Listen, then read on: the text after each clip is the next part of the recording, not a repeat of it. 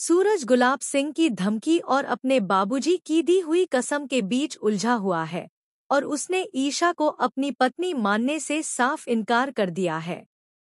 लेकिन ईशा हार मानने वालों में से नहीं है।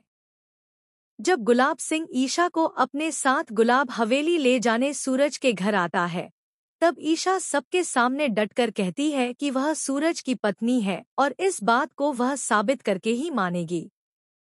उसके इरादे अटल हैं, मगर सूरज और बिया उसकी हर कोशिश को नाकाम करने में लगे हुए हैं।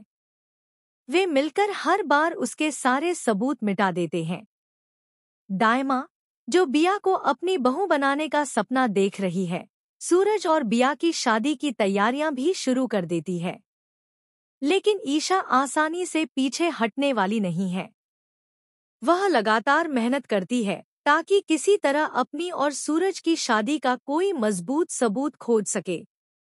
बावजूद इसके कि हर बार सूरज और बिया उसकी योजना को फेल कर देते हैं, ईशा का हौसला डगमगाता नहीं।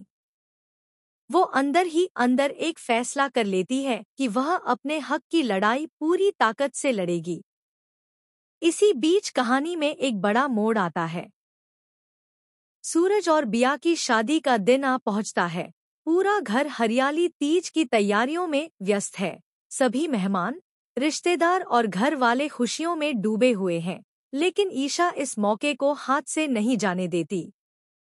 वह एक चौंकाने वाला कदम उठाती है और बिया को बेहोश कर उसकी जगह खुद दुल्हन बनकर मंडप में बैठ जाती है।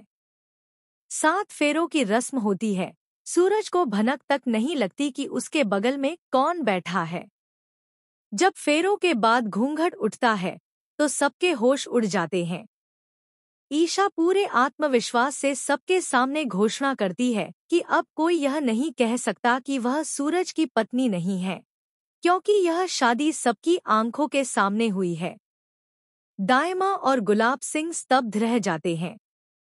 सूरज को भी यह एहसास होने लगता है कि ईशा का प्यार सच्चा है और उसमें वह हिम्मत है जो किसी भी लड़की में नहीं होती।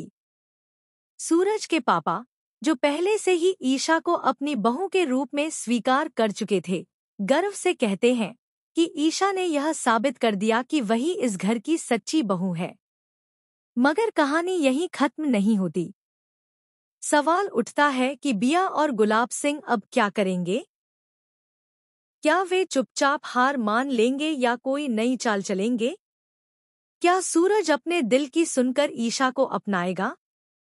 दायमा, जो बिया के पक्ष में थी, क्या अब ईशा को स्वीकार कर पाएगी? ईशा की इस साहसिक चाल ने सूरज को सोचने पर मजबूर कर दिया है। उसकी आंखों में अब ईशा के लिए सम्मान और कुछ एहसास झलकने लगे हैं। क्या सूरज अपने सच्चे दिल की बात स्वीकार करेगा और ईशा के प्यार को अपनाएगा?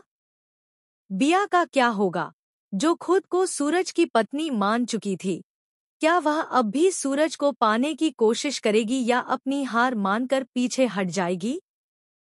गुलाब सिंह, जो अपनी बेटी की शादी किसी भी कीमत पर सूरज से कराना चाहता था, क्या अब कोई नई साजिश रचेगा? अब जब पूरा सच सबके सामने है और ईशा ने पूरे आत्मविश्वास और चतुराई से अपनी जगह हासिल कर ली है, तो सूरज के सामने कोई बहाना नहीं बचा है। उसकी आंखों में अब वो पहले वाला संकोच नहीं है, बल्कि ईशा के प्रति मोह और कद्र साफ दिखती है। अब देखने वाली बात यह होगी कि क्या सूरज अपने मन की बात कह पाएगा या फिर ईशा को फिर से अपने हक के लिए लड़ना पड़ेगा। कहानी एक दिलचस्प मोड़ पर पहुंच चुकी है और आगे आने वाले एपिसोड्स में इस जंग को और भी रोमांचक बना देंगे।